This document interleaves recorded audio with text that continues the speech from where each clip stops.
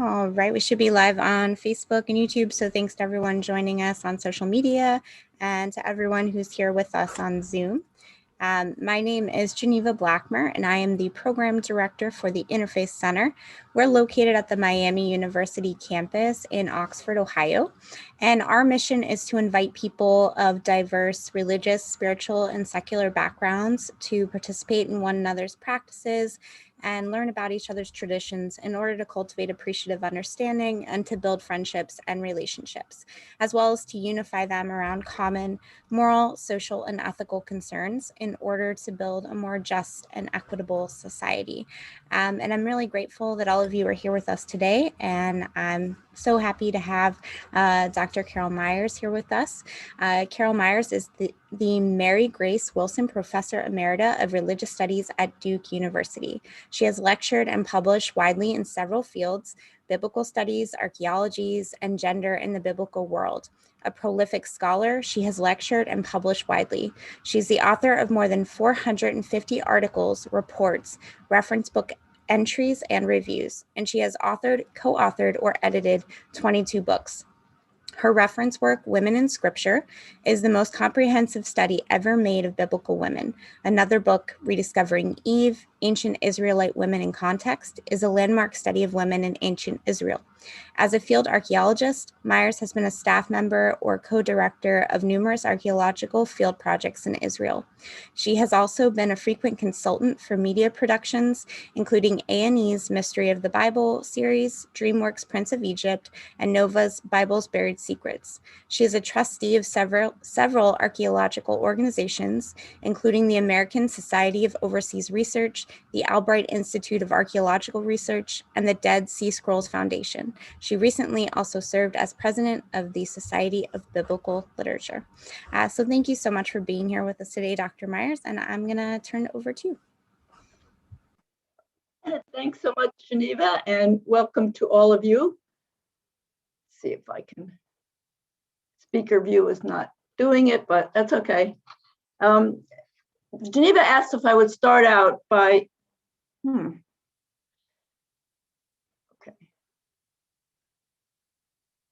Are you all seeing me at full screen? Okay, because I'm just seeing you, Geneva, but that's okay.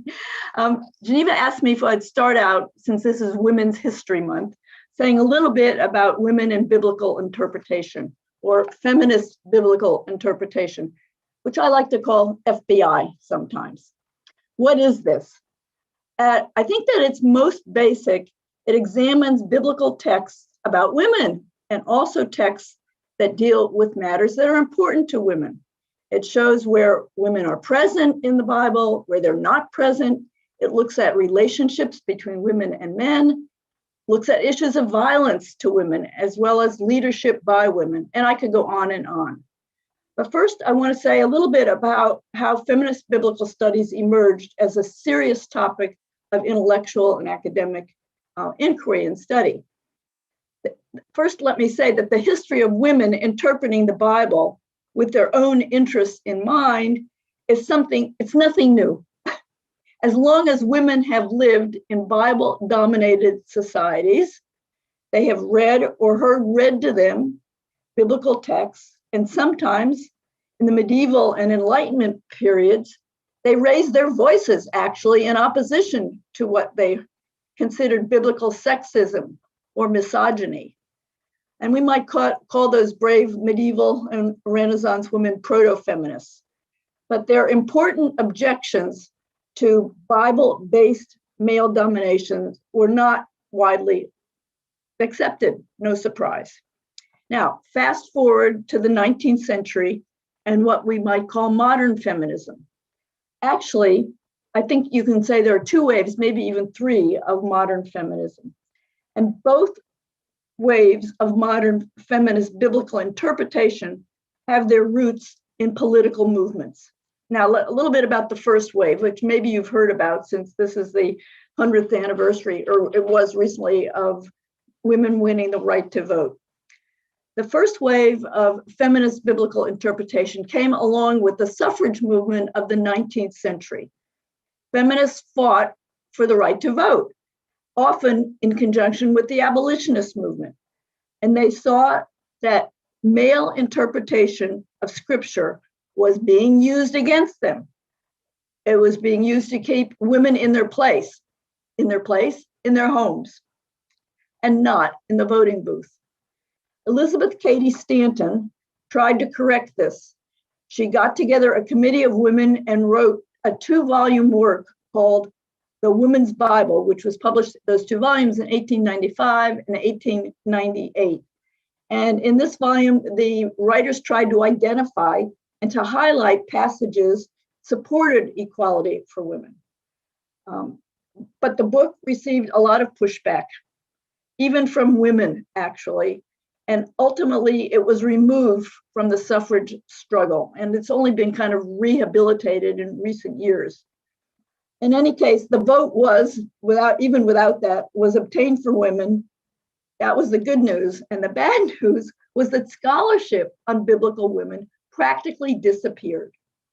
One problem, why did it disappear? One problem among many is that there weren't enough women who had the proper credentials to study the Bible. And you had to read it in the original Hebrew and Greek, really, in order to be able to properly interpret it.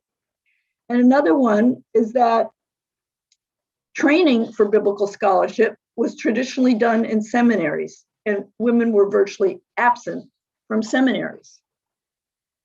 Now we come to the second wave of feminist biblical interpretation. And again, it's linked to political events. After almost 70 years of silence, it reemerges, and this time in the 1960s in relation to the civil rights movement in the United States. So by the 1970s, women demanding equal rights were being admitted to seminaries and to religion department graduate programs in universities. They were learning Hebrew and Greek, and they were acquiring the necessary academic credentials to study biblical texts in the original languages with feminist questions in mind. And let me just say one word about translations. Translations really are interpretations. As you know, any word in a given language, if you try to translate it to another language, there may be 2 or 3 different possible words. So the translator has to choose. And a Semitic language has a very different syntactical relationship. So translating Hebrew to English is, there are a lot of subjective aspects to it. And male bias came into play through all those centuries and millennia of male translation.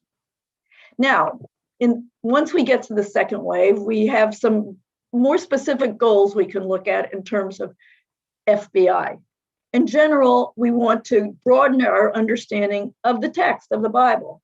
And by now when I say Bible, I'm going to mean Hebrew Bible or Old Testament, because issues are somewhat different for New Testament. So for Hebrew Bible or Old Testament, here's some 4 goals that I've identified, but there are probably lots of others.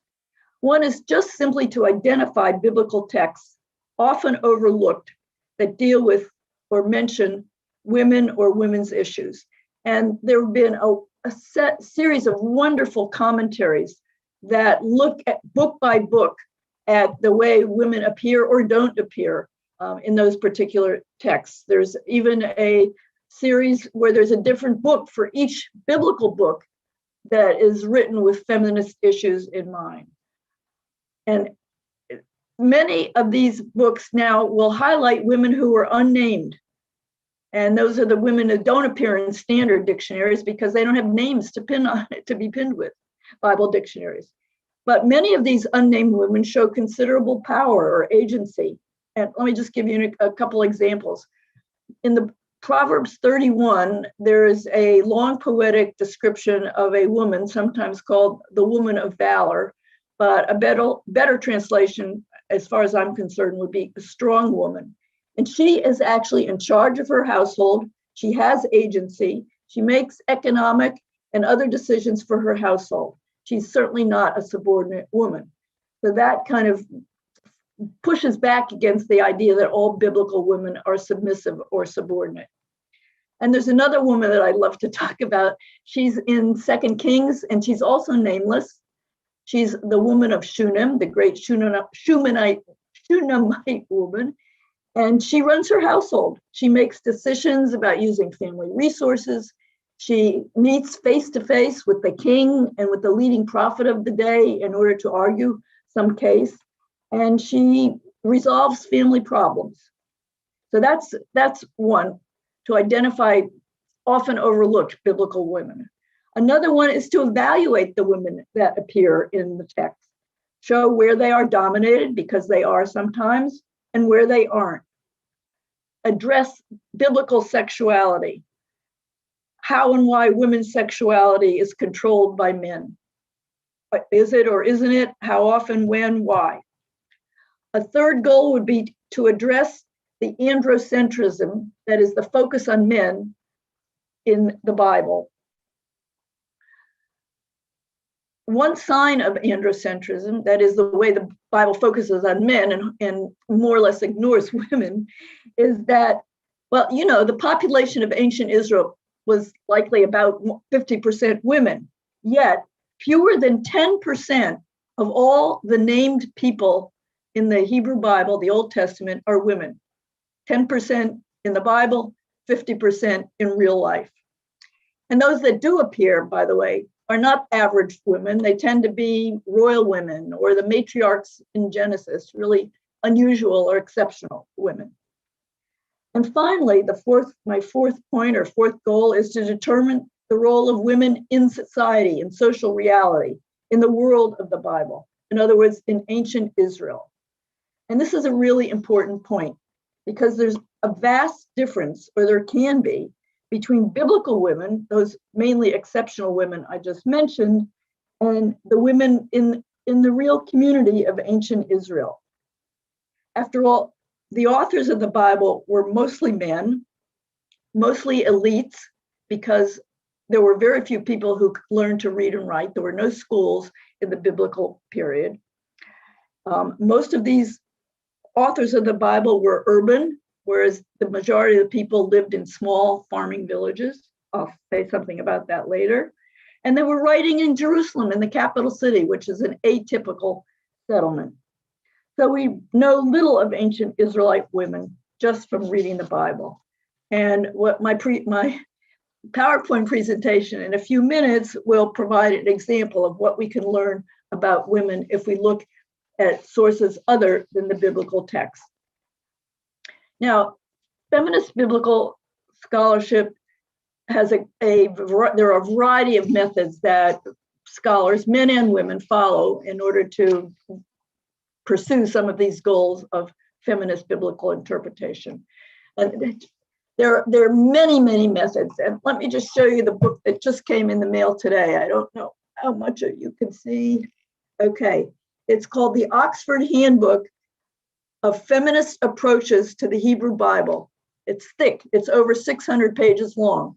So that can tell you how enormous the field is now, after several decades after the second wave of feminist biblical interpretation began. So I'm going to speak very briefly about two broad methods. One, the first method I would say is the dominant method, and that is literary critical study. It focuses on women characters in the text and interprets them by analyzing just the text itself, the literary structures, the grammar, the vocabulary, and so on. In other words, they look at the way biblical stories are told and how that impacts the depiction of women. And the results of this kind of literary analysis are really mixed. I mean, some is really positive. For example, they look at the first creation story in Genesis, where God creates female and male simultaneously, both in the image of God. And this can be interpreted as a sign of the equality of female and male, at least in God's eyes. And like the writers of Stanton's Women's Bible, they highlight the few women with leadership positions, like Miriam or Deborah. Although they cannot deny that there are a lot of troubling texts, like the rape of women in several different places. Many other people who are using this literary critical method foreground negative readings, often claiming that the Bible's seeming positive portrayals of women really serve male interests. For example, in the beginning of Exodus, in the first 2 chapters, there are 12 women, a lot, more than men.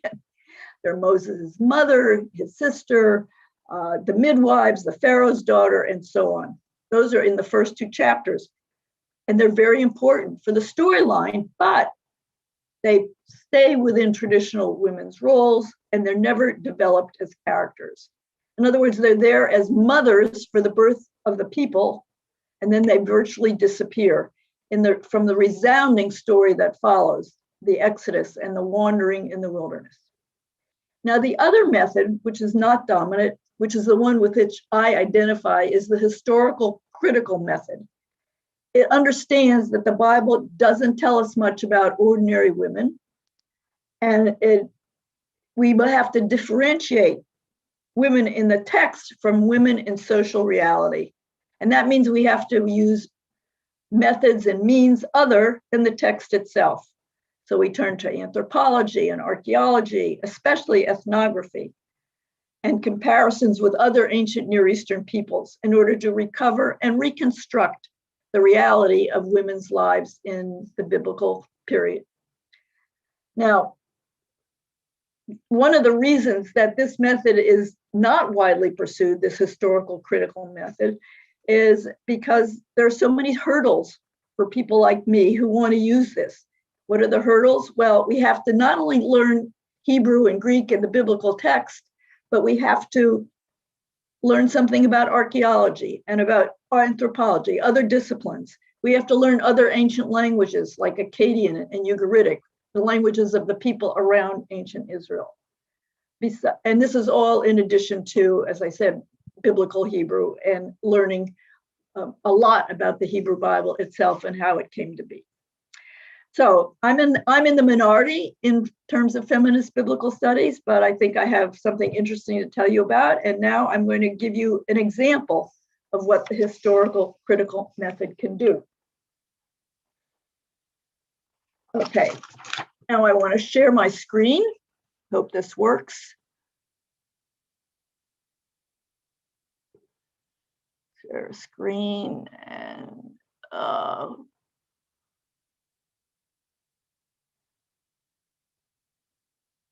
there we go. Got that, everybody? If you hadn't seen the title of this lecture, and if I were to ask you who the ritual experts were in ancient Israel, my guess is that you would say the priests. The priests, after all, are those who could perform a people's religious rites. So why do we gravitate towards priests when considering the ritual experts of ancient Israel? Well, for one thing, they dominate the ritual texts of the Bible. And those ritual texts, in turn, dominate the Pentateuch, the first 5 books of the Bible. In other words, there are priestly issues in about half of the book of Exodus, all of the book of Leviticus, and much of Numbers. Another issue is the sexism in our thinking about the biblical past. We're really accustomed to thinking of ancient Israel as a patriarchal society, and with all the leadership vested in men. So it just doesn't even occur to us that women might have important roles. And perhaps most important is the fact that the Bible, for the most part, focuses on Israel as a people, on the monarchy, on its male leaders, on priests, kings, prophets, generals. But the collective Israel consists of many smaller units, the 12 tribes, each of which is composed of clans, and finally, many, many family households that make up each clan. And what was the numerous of all those social units? Not the tribe, not the clan, it was the household, as in most societies. It was the most numerous unit. It was also the primary unit, the primary economic, social, and get this, religious unit.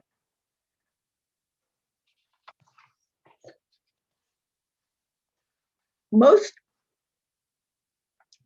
Israelites were farmers, even if they lived in walled towns. 90% of the people, it's been estimated, were farmers. Although there may have been some itinerant traders and even markets in some of the larger towns, most farm families were self-sufficient, We don't have that anymore, but we did in the pioneer period of the United States. And so the Israelite household can be compared, I think, to the colonial era American household, and it's been described by New York Times science writer Neely Anger as, quote, the pioneer family, quote, an organizational Swiss Army knife, many institutions in one convenient package. And for the Israelites, those institutions were religious as well as economic and social. So think of this. For most people, Jerusalem and the temple and the priests were far away, too far for any regular journey, and thus perhaps a once-in-a-lifetime pilgrimage for average folk, and maybe never. That most people probably never got to see the temple in Jerusalem. Now, to be sure, there were regional shrines and high places for local ritual events. If we take seriously the dozens of biblical texts that denounce those high places, for example, among the many complaints about King Ahaz, it said that, quote, he sacrificed and made offerings on the high places, and scholars don't yet really know what those are. But archaeologically speaking, many of the Israelite cult places or ritual places or worship places, places where rituals took place, were dwellings, houses. Sometimes a special corner or even a room of a dwelling was set aside for ritual purposes. But household rituals could and likely were performed virtually everywhere in household space, even courtyards or roofs. Now, what do those houses look like? Something like this. Well, I've got three different possibilities there. These are called pillared houses sometimes because they're in the main part of the building. There were pillars holding up, which was probably a second floor. And they were pretty small, maybe 1,400 square feet in rural areas. Most of the dwellings have 4 rooms, so they're sometimes called 4-room houses.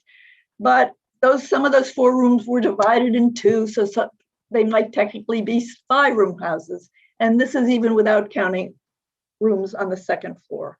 But the important thing to know about these dwellings is that they did not have dedicated rooms for certain purposes as we do today. In other words, not a separate kitchen, dining room, bedroom, and so on, that a room might be used for different purposes at different times of the day. Now, what kind of rituals are we talking about for these households that existed in the Iron Age, the period of ancient Israel, which, if you want to have a date to go with it, the Iron Age is about 1200 to 600 BC. The household rituals were a number of different kinds. I've identified about 5 of them, and we'll have time to spend a good amount of time about reproductive rituals, a little more on food and meal rituals than treating illness or injury, and we really don't have time for the 4 and 5. In order to do this, as I indicated before when I was talking about the historical critical method, we have to use different kinds of data. We will use biblical texts and ancient Near Eastern texts as appropriate, but archaeology is certainly important, and I include in archaeology iconography, which are depictions of women or of ritual objects in ancient art. And we also need to use ethnography. That is, this is really important.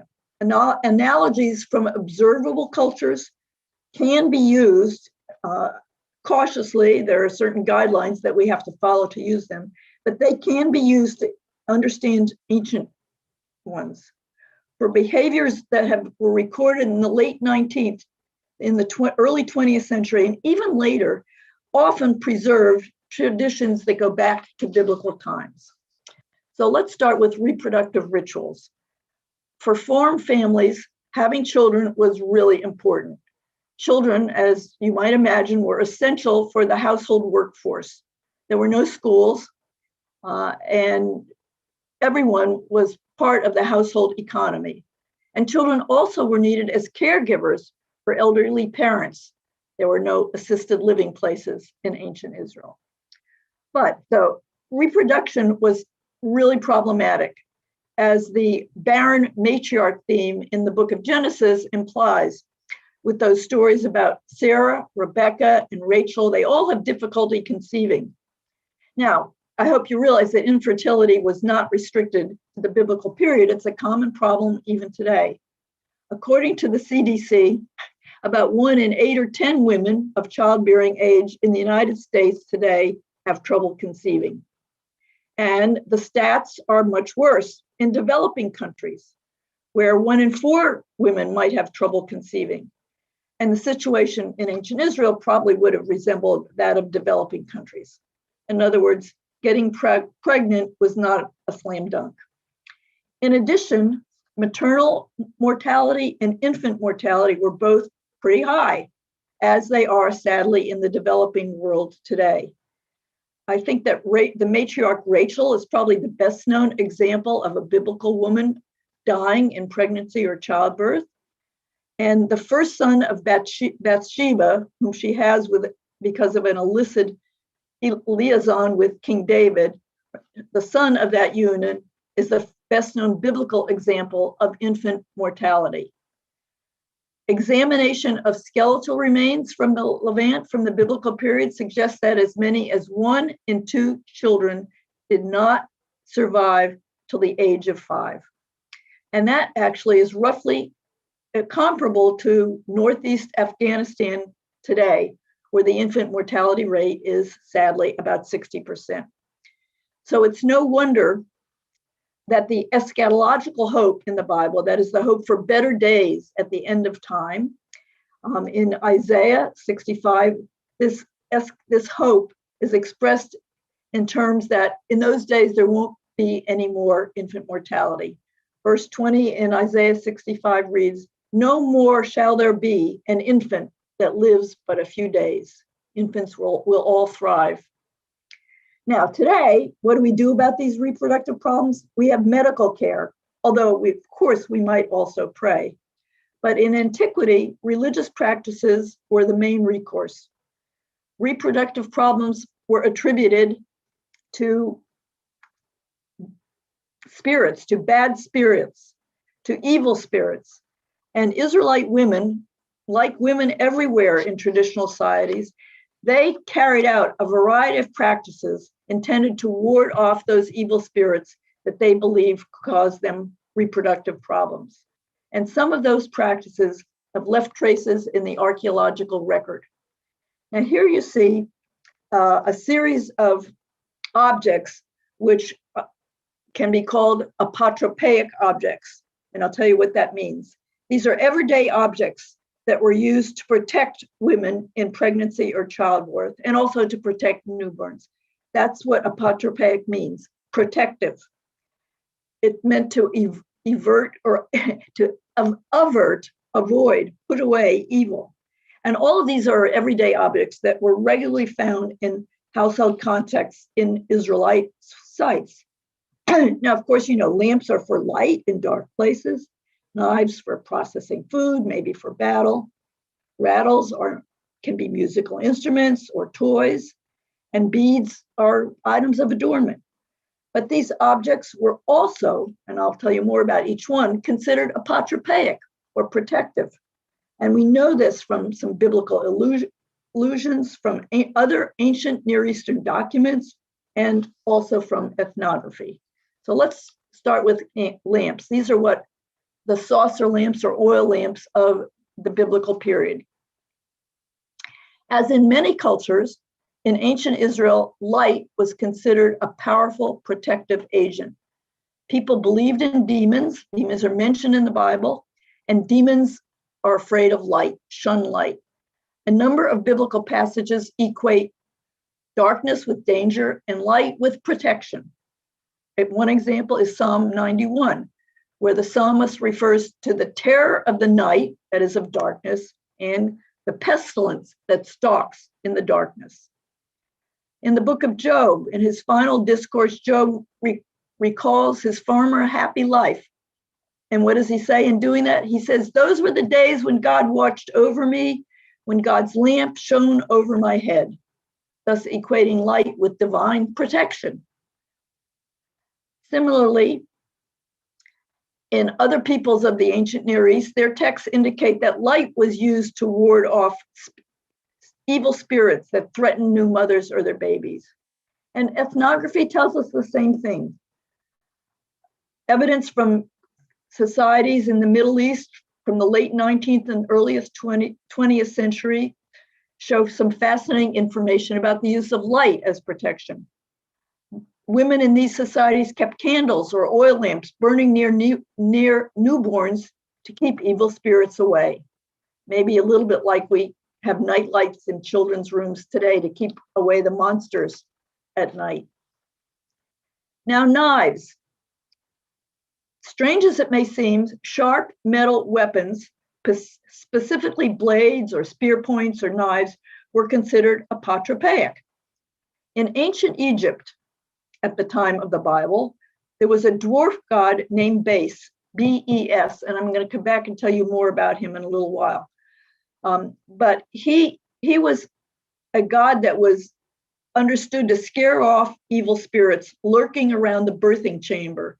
And he did this by waving a knife to scare away those evil demons. And in 19th century, Bulgaria, Palestine, Syria, and Afghanistan, women kept knife blades with them for protection from evil demons after childbirth. Moroccan men, for example, brandished knives outside the rooms where their wives were giving birth in order to scare away evil spirits. And to keep away Lilith, a demon who happens to be mentioned in the Bible and who preyed on babies away from the newborn. So it's highly likely that Israelite women used blades in this way. And rattles, similarly, were used, like the ones you see here, which are called spool rattles because of their characteristic shape. They're maybe about 4 inches in diameter and about 4 inches long and 2 or 3 inches in diameter. Back to ancient Egypt again, we know that this dwarf god that I mentioned before, Bes, B-E-S, he would scare off evil spirits lurking around the birthing room, not only by waving a knife, but by dancing, shouting, and shaking a rattle. The noise would scare away evil demons. Noise is a common anti-demonic tradition in ancient Judaism. Like light, it would keep the demonic Lilith away from babies, and this almost certainly was the case in biblical times. And now jewelry, you may certainly wondering why this is protective. Well, like lamps, shiny jewelry, especially shiny beads and gold and silver, they reflect light and keep demons away. So ancient Egypt, ancient Mesopotamia, their texts mention jewelry as being used to protect new mothers or their babies from evil. Middle Eastern women in more recent times, including Kurdish Jews, they wove silver-threaded amulets into their garments or fastened tiny silver or gold bands to the heads, to the caps, the hats of infants to reflect light and protect themselves and their babies. And this is surely another custom going back to biblical antiquity. And speaking of jewelry, there are several specific kinds of amulets.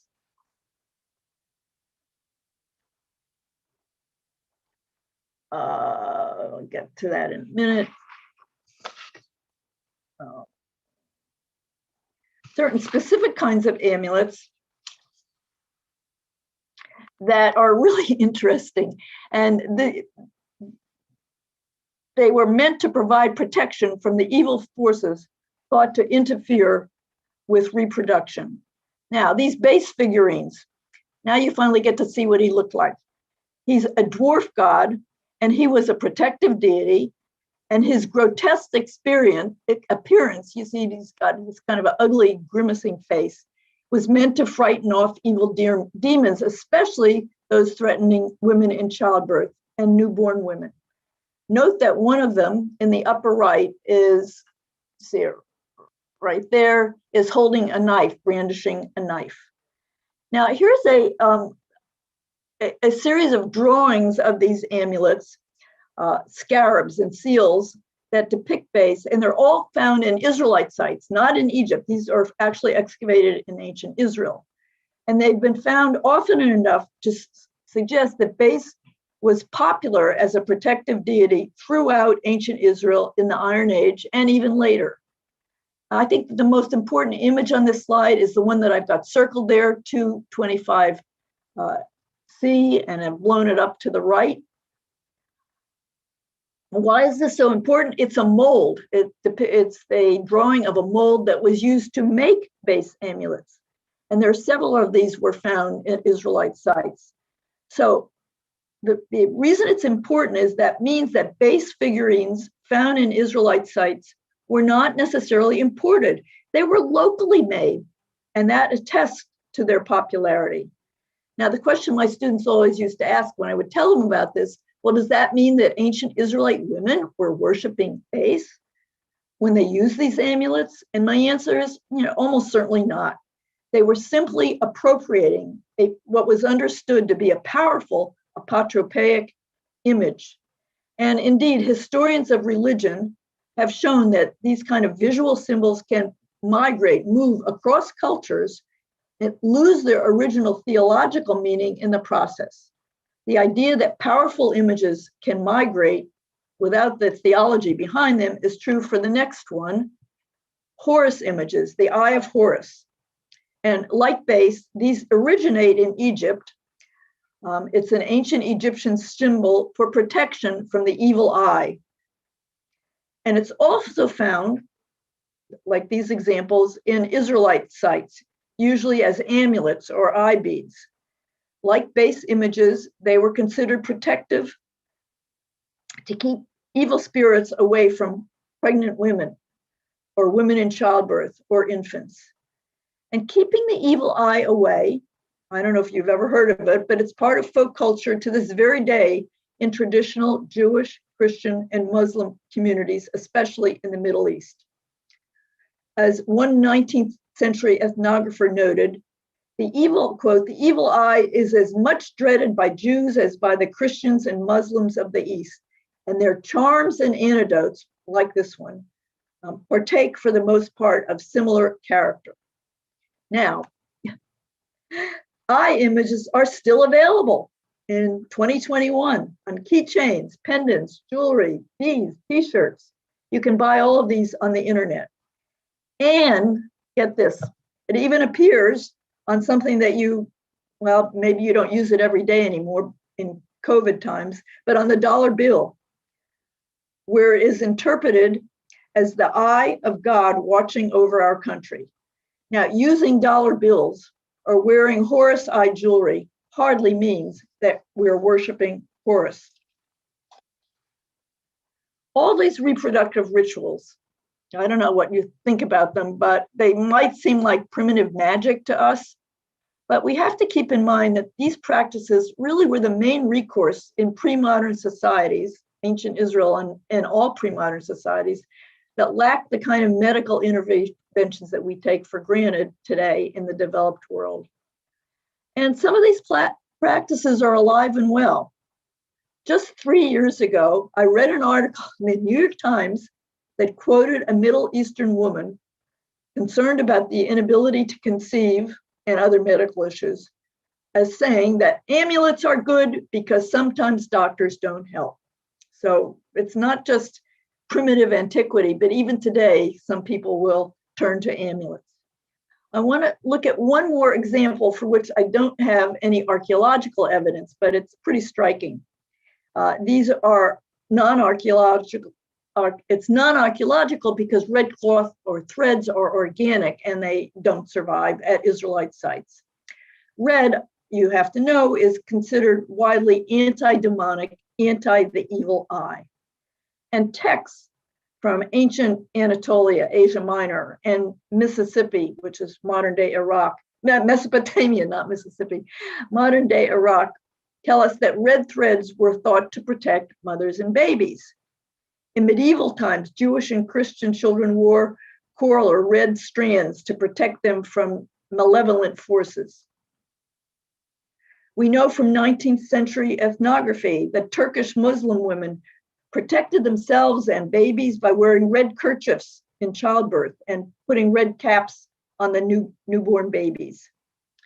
This makes it highly likely that the red thread that's tied around Zerach's hand in Genesis 38 marked him as the firstborn, yes, but also served to protect him.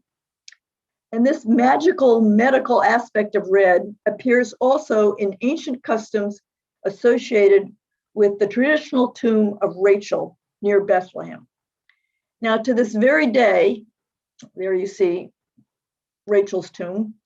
To this very day, or at least until the political situation made it almost impossible to get there, very religious Jewish women who were pregnant or hoped to be pregnant would travel there to Hebron, to Rachel's tomb, and wind a red thread, a scarlet thread, around the tomb 7 times.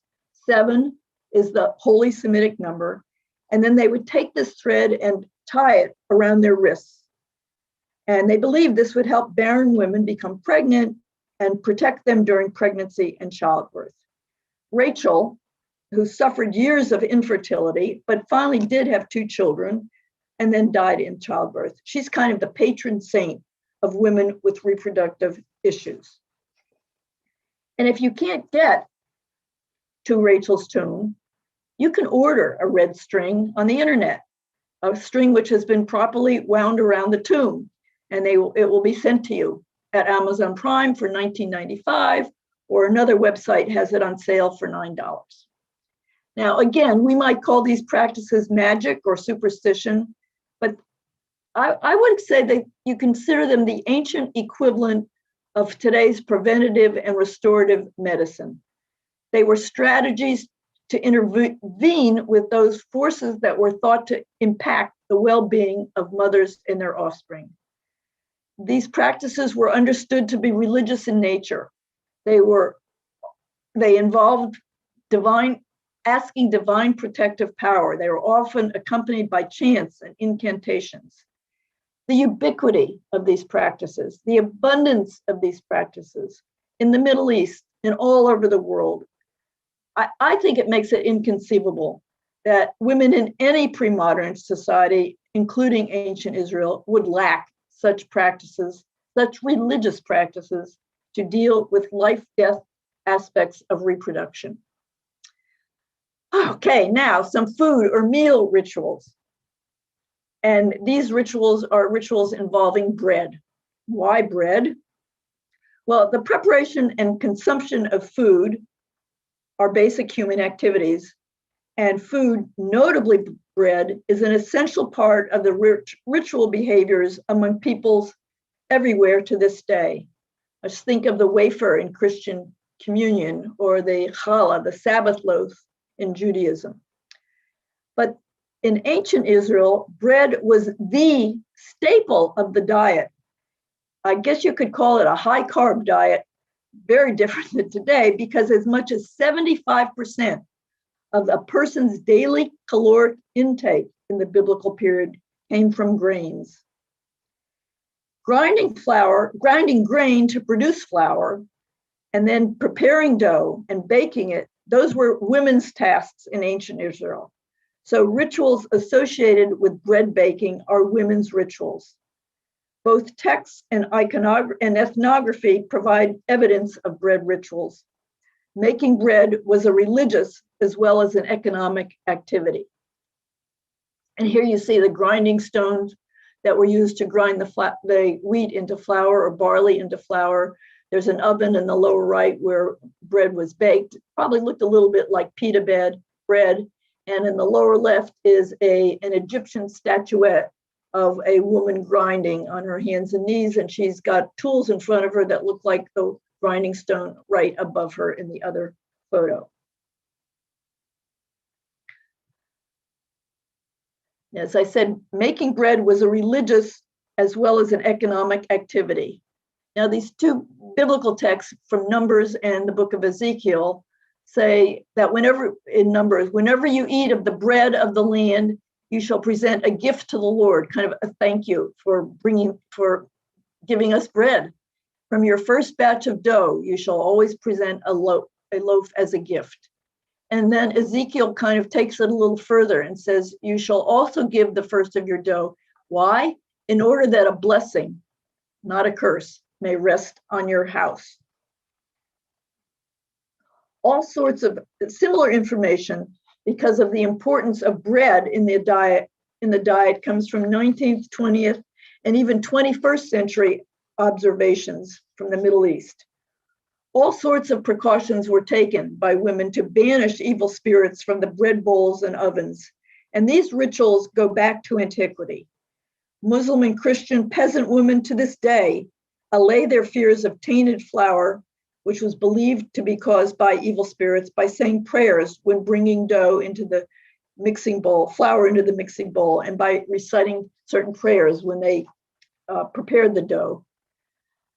Bread was considered sacred, the staff of life. And I've read about this in all kinds of places, that in traditional families in Palestine, Egypt, Lebanon, even Uzbekistan, I found an example of this. If a piece of bread falls to the ground, what do we do it to today? Well, we probably pick it up and throw it in the trash. But in traditional Middle Eastern societies, if a piece of bread falls on the ground, a piece of bread is sacred, is holy. It's immediately to be picked up and kissed.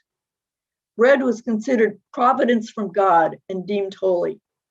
So Israelite women pinching off a piece of dough for their God were carrying out a ritual associated with preparing a sacred substance, bread. Also, offerings of bread and other foodstuffs were arguably part of daily meals.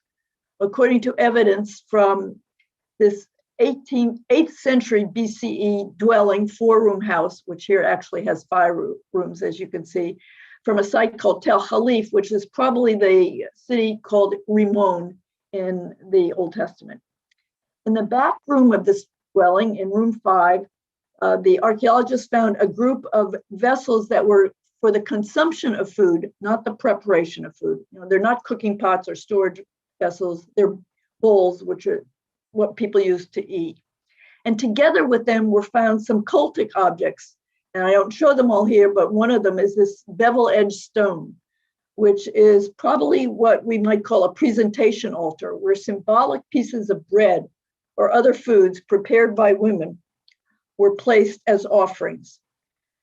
So rituals no longer visible to us would mark any meal as having ritual components. So household meals prepared by women were no less religious than sacrificial meals at shrines.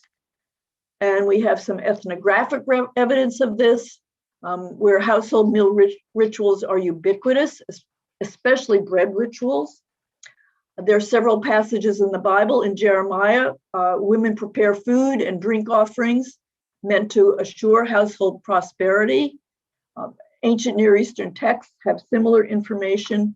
And Deuteronomy 26 says that you can't offer food for dead ancestors, small bits at meals. And if the Bible is saying you can't do it, what does it mean? That people probably were doing it. All these rituals would mark any meal as religious.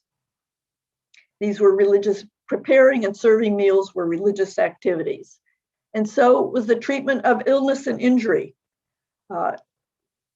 Illness and injury were both attributed to divine forces, evil forces. And like dealing with reproductive problems, treating maladies was a religious activity. They treated them with various herbs and medicinal plants, many of which were probably the same one used for food preparation. Hundreds of plants, like many of which are mentioned in the Bible, like garlic and coriander, were used in folk medicine in the Levant until quite recently. And they were ground up in mortars and pestles like these that are found in the same areas as women food processing tools are found. So in traditional cultures, really, women are the healers. Ancient Israel was no different. When the prophet Samuel mentions that the kings he tries to talk people out of having a monarchy. And he says the king's going to take all your daughters and make them the palace cooks, bakers, and herbalists. That's my translation. It's a little different than the Hebrew, than most translations. I will skip to Hosea 11, which is so interesting. It's a passage with maternal imagery for God as divine mother. And it mentions that God as mother, what does God the mother do? Holds, feeds, and heals God's children, the Israelites. So healthcare was also a woman's religious activity. Now, to sum up, as I said at the beginning, the activities I've just described took place in this household, in one of these so-called four-rooms houses, which was the primary social and economic unit of ancient Israel, and also, as I hope I've shown, the primary religious unit for virtually all, as it is for virtually all pre-modern farming peoples. In this setting, women were the ritual experts. Their ritual practices that dealt with the supernatural were meant to protect themselves and their children, to provide safe food, to tend to the ill and injured. And also, though I haven't had time to describe these other activities, to facilitate the celebration of festivals and life cycle events, births and marriages. Many of these rituals, women's rituals, dealt with life and death matters, and they were considered essential for the survival of their families. So religious practices performed by women in Israelite households were just as important as the formal religious activities performed by priests at the temple. So men were hardly the sole actors or even the lead actors in the religious lives of the ancient Israelites. Just as priests were ritual experts for the people as a whole, women were ritual experts for their households. Indeed, women were arguably the lead actors in household religious life. And we would never know this if we looked only at information in the Hebrew Bible. So I will stop my sharing and see whether you want to talk about any of this. Thank you so much for that wonderfully informative presentation, Dr. Meyers. Looks like we're going to open for the Q&A now. It looks like we already have one question in the chat from Liz. To what extent would the men of the ancient Israelite households have known about the rituals performed by women? Were there rites that only women knew about? I would say that men knew about virtually all of these rites. These houses are very small, and people were very close together. But what men might not know about is the kind of preparations that women did to carry out these rituals. That is, they might not have known the incantations or the chants that were said. And these were chants that women would pass down to their daughters so that the daughters could then do them in their own households. And daughters helped women prepare food. They learned how to make the bread. They learned how to crush different herbs in different ways in the mortars and pestles to make poultices and various things for healing. So men would know that women are doing this and what they're doing, but how to do it was probably passed down by women, mothers, as teachers. Good question. Thank you so much. Does anyone else have any questions? Feel free to unmute yourself if you'd like to ask a question directly, or you can type something in the chat.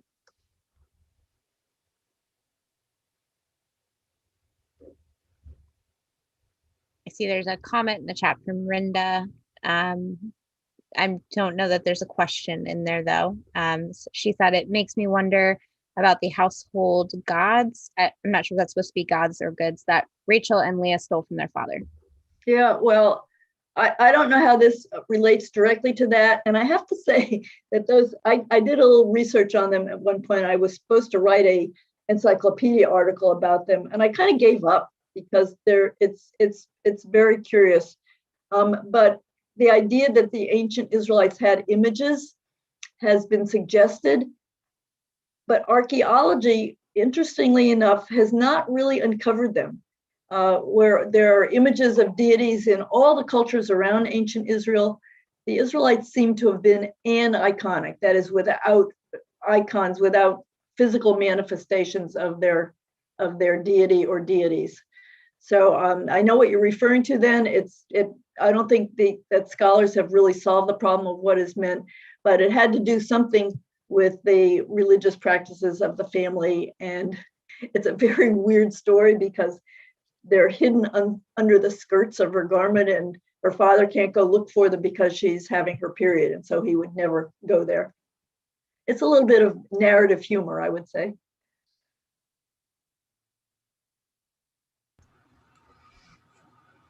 Any other questions or comments? We can go back to the introductory stuff about just the field of feminist biblical study too, if anybody's interested. We do have another question. Oh, about God's spouse. Did God have a wife? Some of you may have read that famous or infamous article. The thing is that the Israelites, that monotheism did not, in the form that we know it today, the worship of one God and no others, did not really emerge as the dominant idea, the dominant theology of the Israelites until towards the 6th century. In other words, they had, I used to tell my students to think about it as monolatry. They had one God, but they didn't necessarily deny that there were other gods. Like as in the 10 Commandments, it says, you shall have no other God before me, but it doesn't say you shall have no other gods. Now, did God have a wife? Well, many of the characteristics of the Lord, the God of Israel in the Bible, are very similar to a Canaanite deity named El, capital E-L. And as a matter of fact, the God of Israel is also sometimes called El. And so there's a very strong possibility that the Canaanite mythology of the god El had an impact on emerging Israelite monolatry. And the attributes of the Israelite God were drawn from the poetry of this other ancient Canaanite culture. And the wife of the head of the pantheon in this Canaanite culture was Asherah. And there have been a couple inscriptions found at excavations in southern Israel that mention Yahweh and his Asherah. And does that mean that when the God of Israel, whose name is in the Bible is Yahweh, when his attributes are being drawn from the Canaanite god El, does that mean that originally there was an Asherah, a female deity associated with the God of Israel? And that's the suggestion that comes from these kinds of inscriptions. But ultimately, Yahweh, even though the pronoun he is often used in the Bible to refer to this God, I think it's better to think of the God of Israel as being a God certainly without sex and possibly without gender. There are a lot of anthropomorphisms for God in the Bible. That is, God walks in the garden as a human being does in the Garden of Eden story. There are passages that talk about the arm of God, the outstretched hand of God, even the legs of God. But I don't think there's a single reference to any sexual organ that the God of Israel had. So it's beyond gender, beyond sex. We have another question in the chat. Could we consider that some women in history have expressed and lived feminist principles? And if so, what principles? Oh boy, history of the world. that's so wide open. Well, some of those medieval and Renaissance women who were reading biblical texts and were pushing back against the sexism of them. I mean, the word feminism didn't exist then, but I would call them, as I said, proto-feminists. That the idea that a religious text could be used to reduce the common humanity of women along with men would have been unacceptable to them. And in their writings and in their prayers and in their speech to other women religious, they tried to push back against that. And I think we could use the word feminism to label them.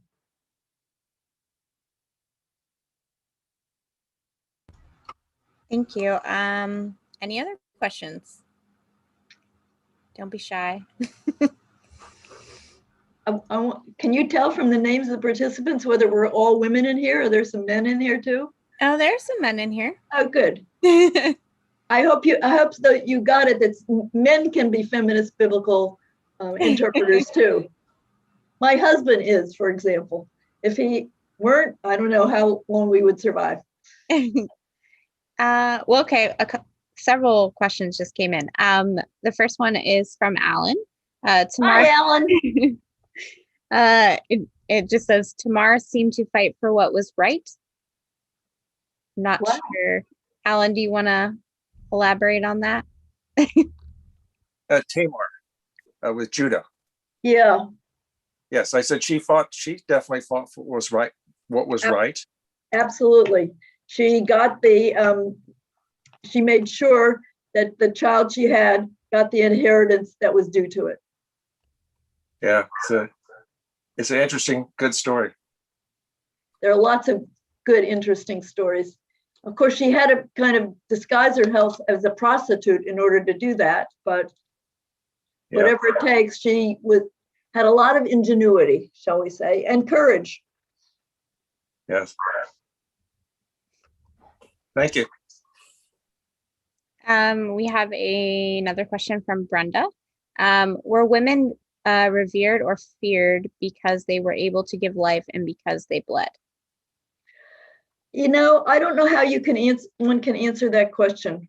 I don't know that without getting back, doing a time travel trip back to antiquity. I just can't answer that question. I could speculate and say that maybe some men feared them or revered them, and maybe some didn't. I mean, what would you say today? Could you characterize all men as fearing women or denigrating women? Or, I mean, those are stereotypes. So I would say it's impossible to know, and probably there were a variety of feelings or reactions. Sorry, I can't be more helpful. And it's an interesting thing to think about. I agree. Let's see. Next question is from Polly. Can you name some of those prototype feminists? I'm not a medievalist. I don't want to open a book and look it up now, but if I'll tell you what, who's asking this question? Polly Holmes. Hey, if you want to send me an email and ask me that question, I'd be happy to answer it. My email address is really easy. Okay. It's Carol, Carol, my first name, at duke.edu. Okay. Well, that is easy. All right. Okay. yeah, I was just thinking about like Hildegard. Is that who you were kind of thinking about? She would be one of them. Okay. And there are a number of others, but as I said, I'm not a medievalist, and so it's certainly not at my fingertips. Okay, thank you. You're welcome.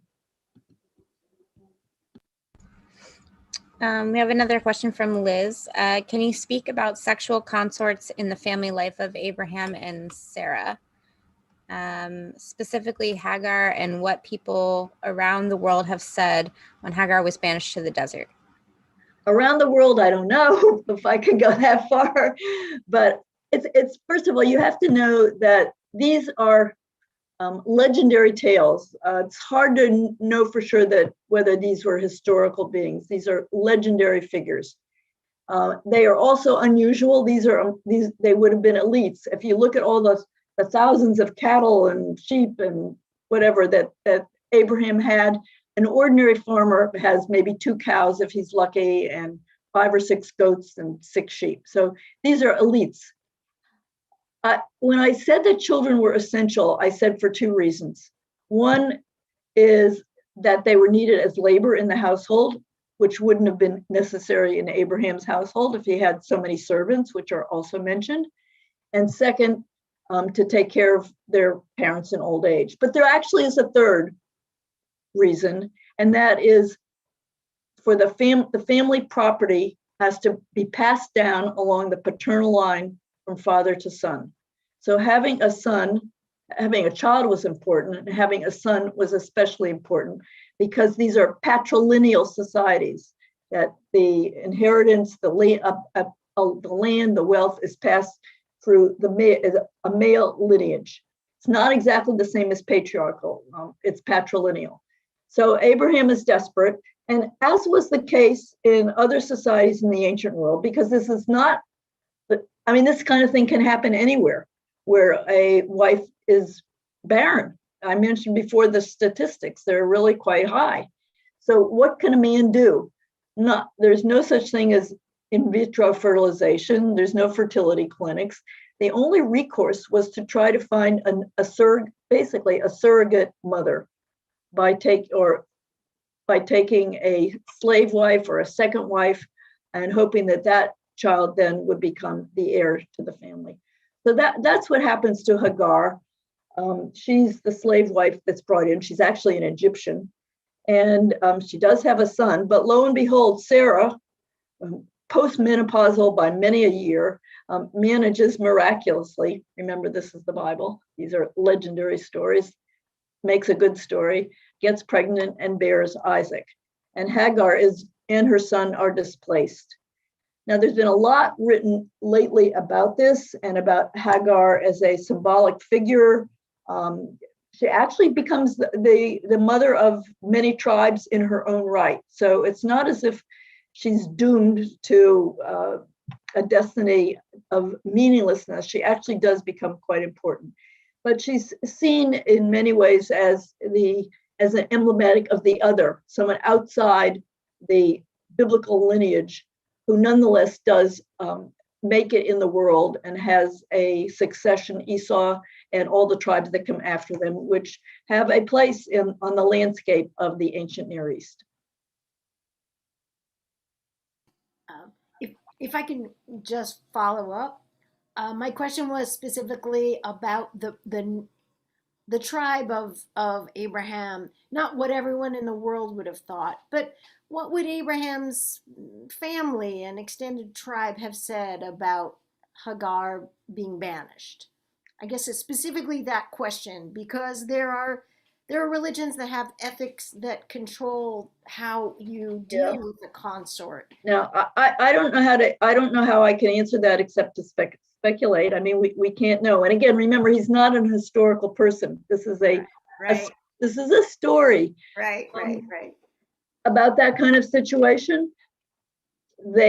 Some people may have said, you did it, Abraham, right thing. That's the right thing to do. And maybe others would have thought, no, you shouldn't have left her alone out in the wilderness. There could have been multiple responses. Where we sit now, we look pretty critically at that kind of behavior. But in tribal society, it may have had run very differently.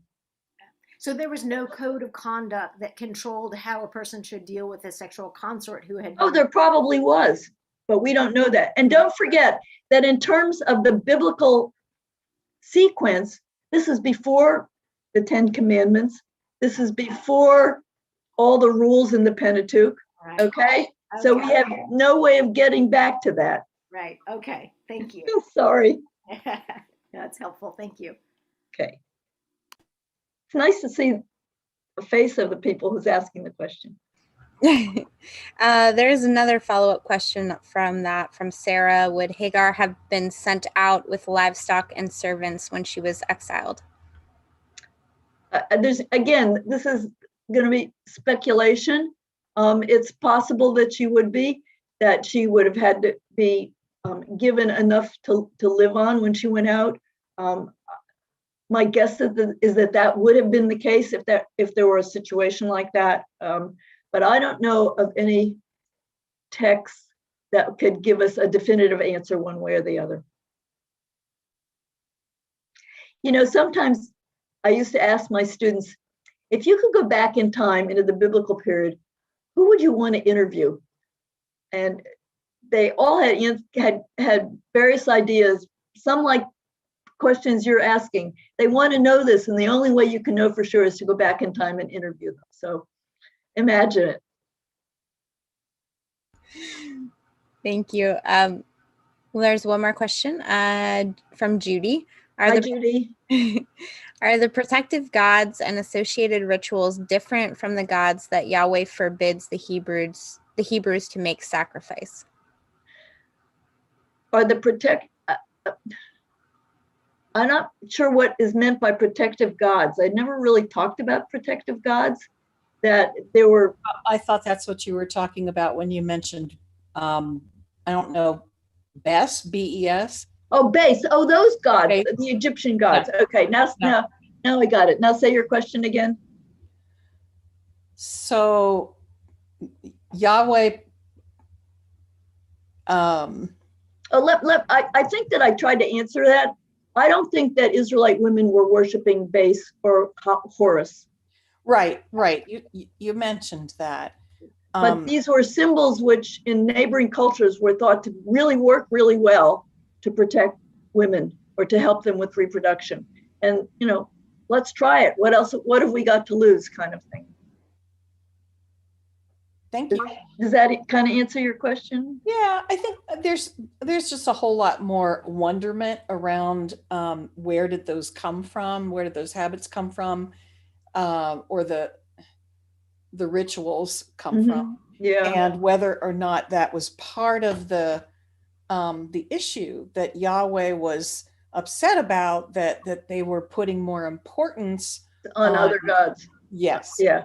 I kind of doubt it, because these were not seen really as other gods. These were seen as devices. Gotcha. Okay. Yep. So I don't think there were lots of things to threaten monotheism, but I don't think these would have been among them, because these lasted. I mean, Jewish, Christian, and Muslim women kept doing these same kinds of things for millennia. And these were pious Christian women, pious Jewish women. They felt that this is what they had to do to live the kind of lives and have children that they wanted. Okay. There is another question from Alan. Could the household gods be the ritual items?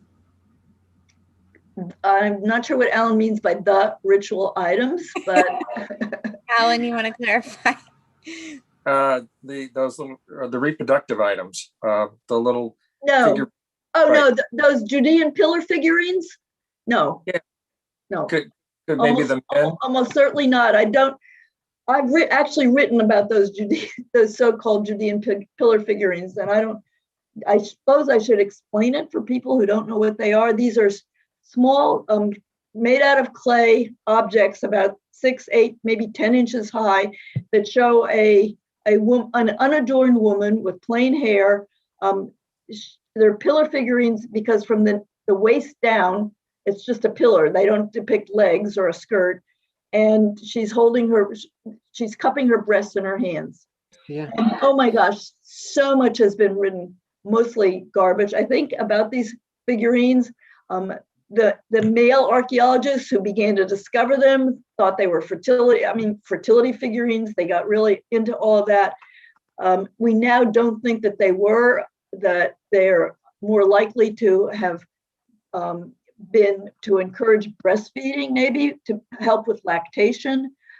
They're probably votive figurines. They represent real women, not a deity, appealing to their own deity that this would work for them. And there are all kinds of different ways we can begin to interpret them.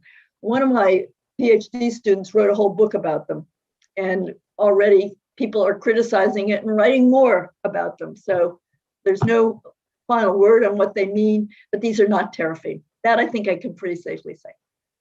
Okay, thank you. You're welcome. The next question is from Meredith. What if there was male infertility? What was a woman to do, and were women always blamed?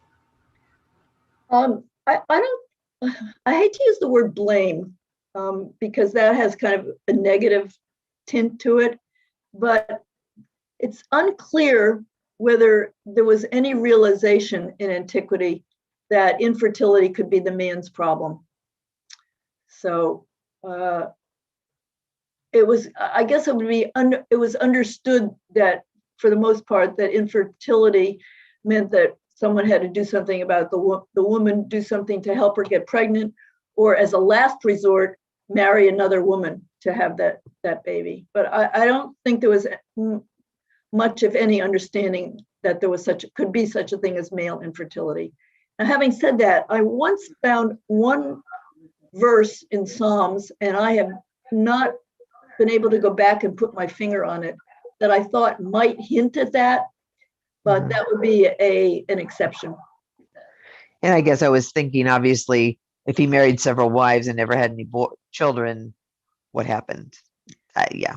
Yeah, you're out of luck.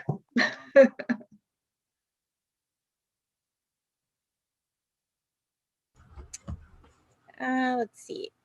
I have another question from Liz. If you have the knowledge to speak of the Middle East today, would the evil eye and its apotropaic, uses share a common ritual vocabulary among Jews, Muslims, and Christians? In other words, do all three religions offer the same ritual gestures today, despite different conceptions of God? Yeah, I mean, they all use the evil eye. If you walk around the bazaar, the markets in Turkey, in Jerusalem, you can see those little evil eye charms. Now, what do they mean to people? I doubt that they anymore have any much of a meaning. They're just kind of traditional symbols. But I don't know. I'd have to go into small villages and interview women and ask them about it. You all have such good questions. I wish I could answer them better. You're doing great. Thank you so much. Well, that's the last one I see in the chat. Does anyone have any other final questions or comments before we wrap up? I do want to be mindful of everyone's time, as we're about 20 after the hour now. So you have to understand that my university is playing a basketball game tonight, and I want to catch the end of it. Well, then we don't want to hold you any longer. Well, on that note, then, did you have any final comments you wanted to leave with the viewers, or? No, I just want to thank them for coming tonight and having this discussion and celebrate Women's Month, Women's History Month. There's a lot to celebrate. Thank you, Dr. Meyers. Thank you. A pleasure. Take care. Take care, everyone. Stay safe. Thank you to everyone for joining us, and thank you so much to Dr. Meyers for your time. Everyone have a great evening. Thanks, Geneva. Good night. Bye. Night.